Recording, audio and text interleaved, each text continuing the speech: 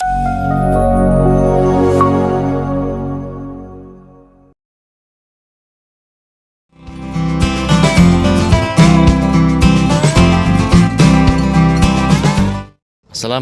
warahmatullahi wabarakatuh. Kembali bertemu dengan kami warganet Rumah Bersama Orang Cianjur dalam channel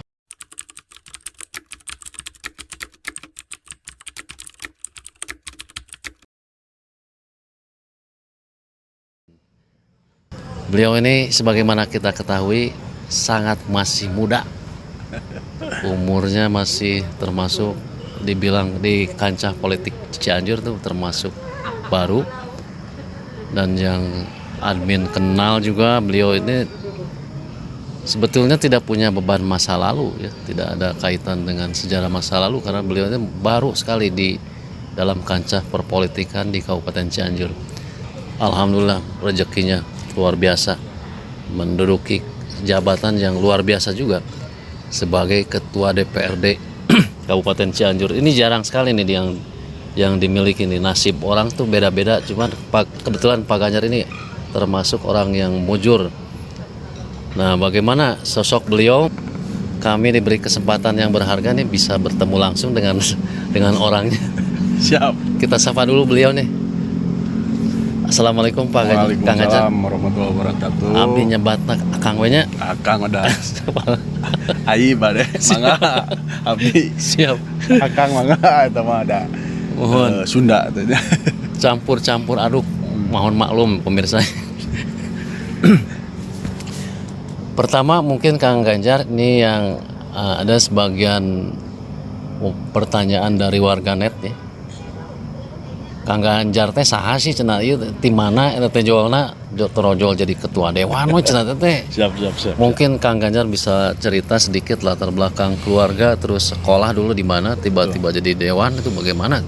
Mangga silakan Kang. Nah, Assalamualaikum warahmatullahi wabarakatuh.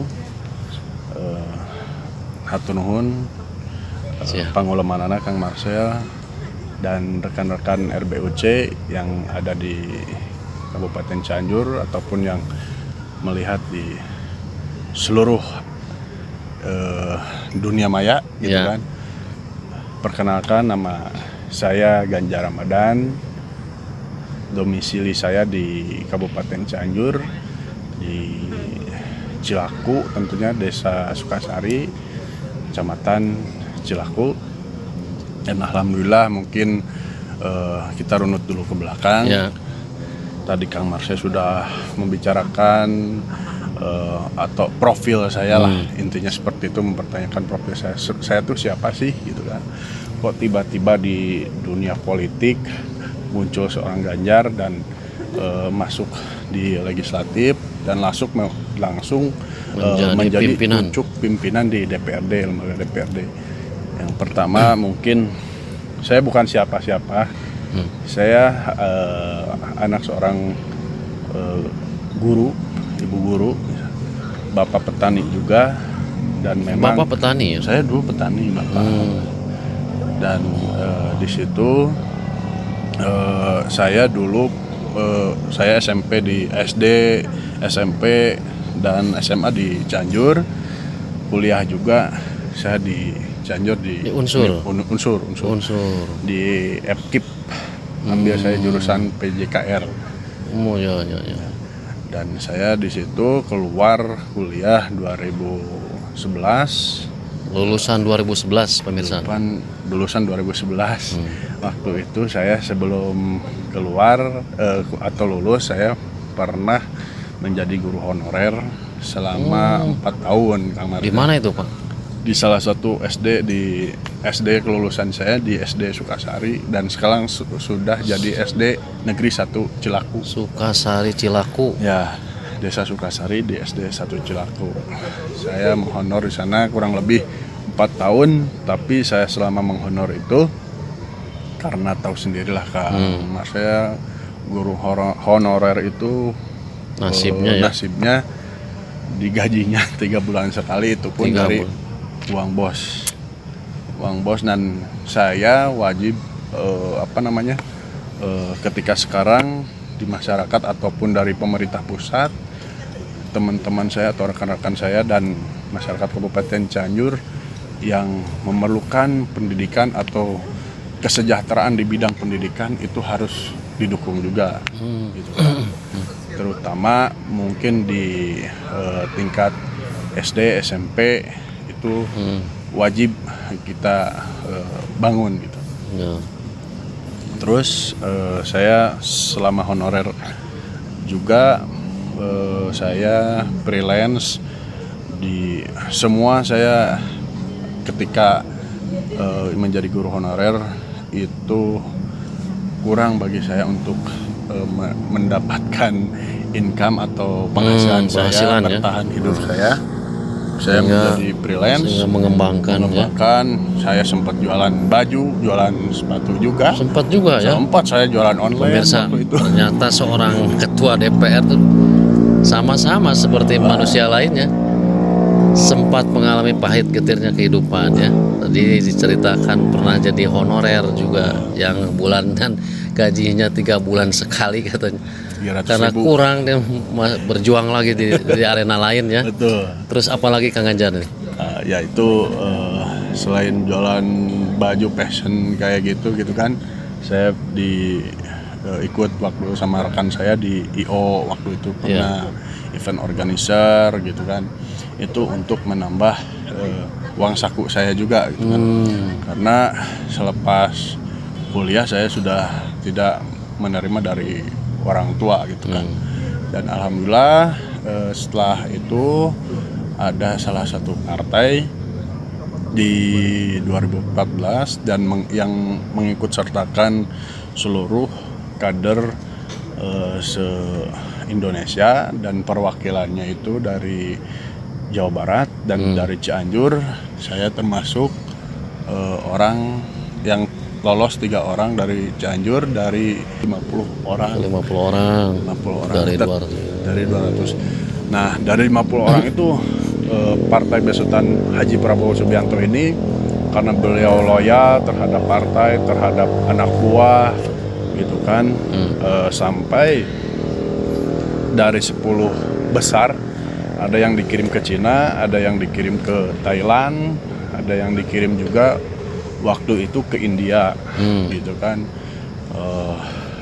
Alhamdulillah mungkin saya bukan orang yang dari 10 besar itu, bukan. tetapi ya alhamdulillah mungkin dari 50 orang itu saya yang beruntung bisa dapat posisi di Partai Gerindra, DPP Partai Gerindra, dan tidak mudah juga waktu itu, tidak yang masyarakat kira gitu, jojo ngeunah gitu kan. Jadi sekarang itu di saya juga di ada sana ada yang prosesnya gitu kan. Betul. Di sana ada penggojologan juga. Saya pernah menjadi pelatih untuk kaderisasi di Ambalang gitu kan. Pernah menjadi pemateri di sana juga untuk para calon DPR atau DPR RI yang mau BIMTEK. Nah, BIMTEK di DPR di Partai Gerindra ini misalnya yaitu dengan kaderisasi di Hambalang itu. Bukan di hotel-hotel para Partai Gerindra itu, Kang saya. Siap. Jadi pesannya begini pemirsa. Jadi ternyata perjalanan Pak Ganjar itu, Kang Ganjar ini tidak, meskipun baru di dunia politik, tidak mudah juga gitu.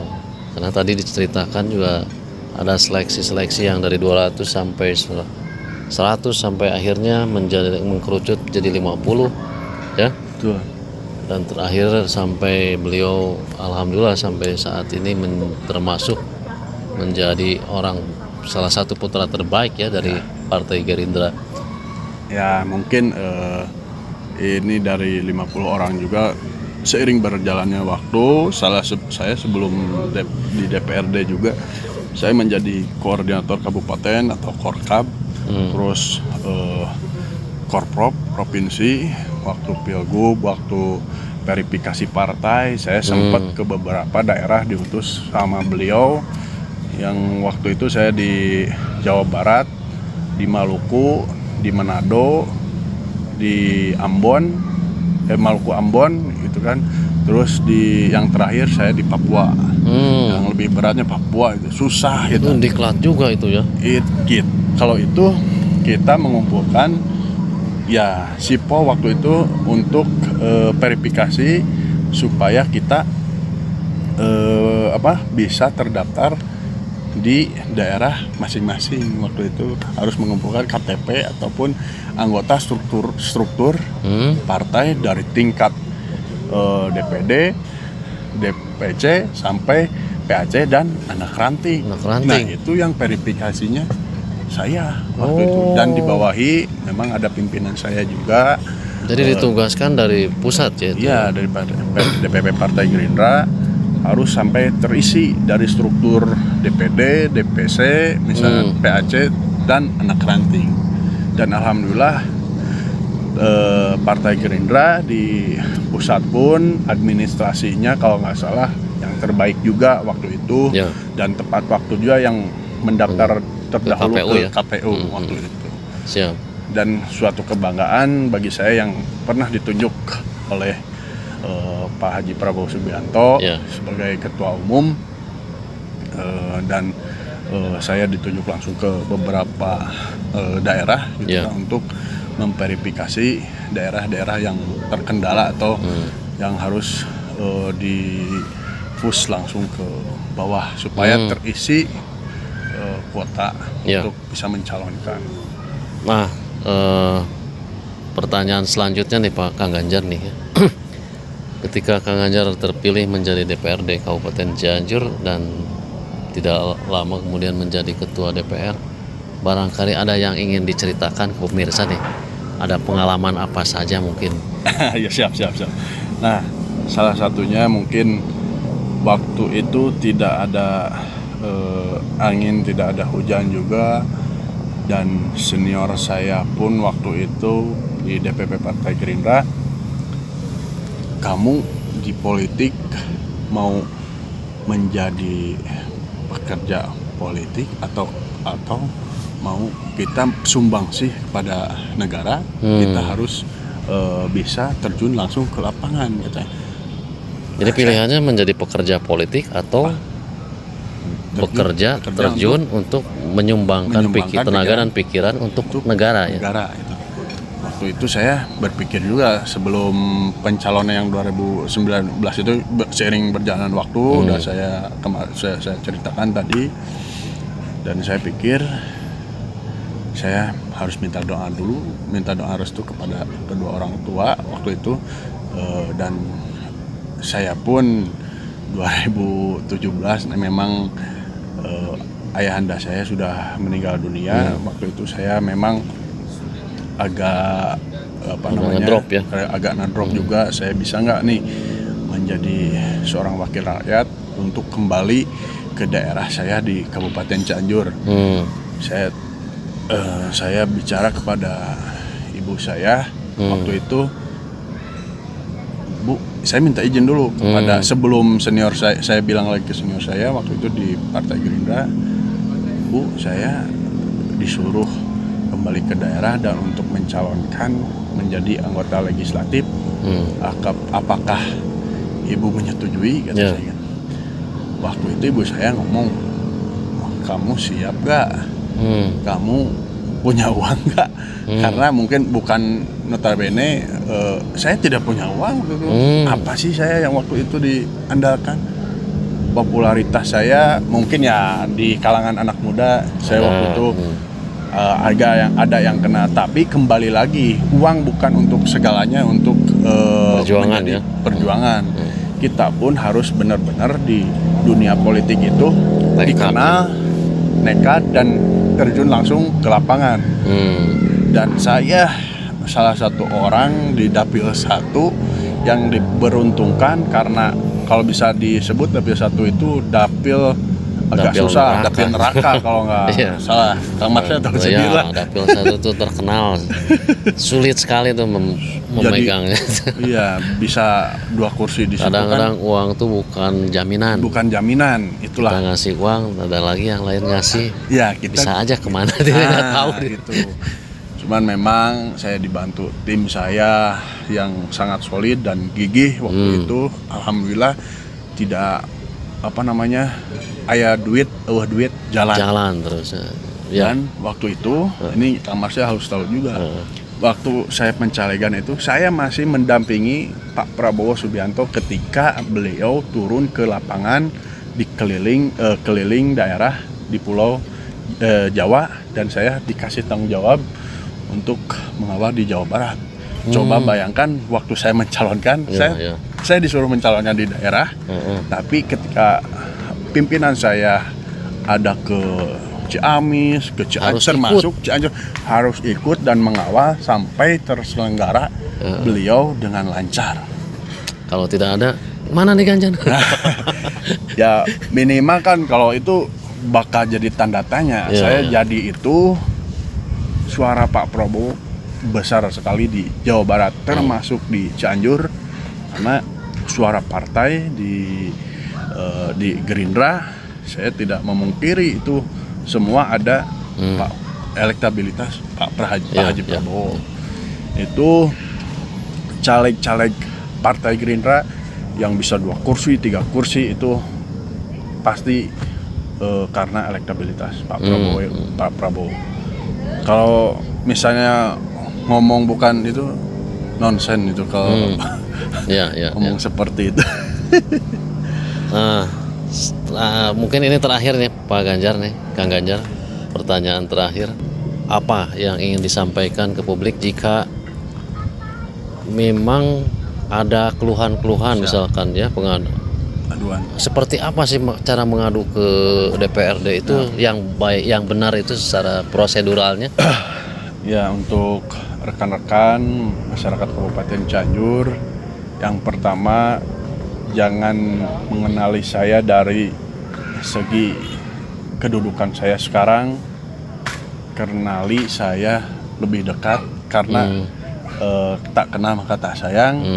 Terus yang keduanya juga mungkin banyak sekali aduan atau aspirasi dari masyarakat tentunya kepada lembaga saya DPRD gitu kan, tapi ketika saya harus merespon satu-satu dari telepon seluler saya, nggak mungkin juga karena kalau memang sifatnya pengaduan itu harus secara administrasi yang tertulis gitu kan, biar kita langsung action atau kita langsung turun ke lapangan.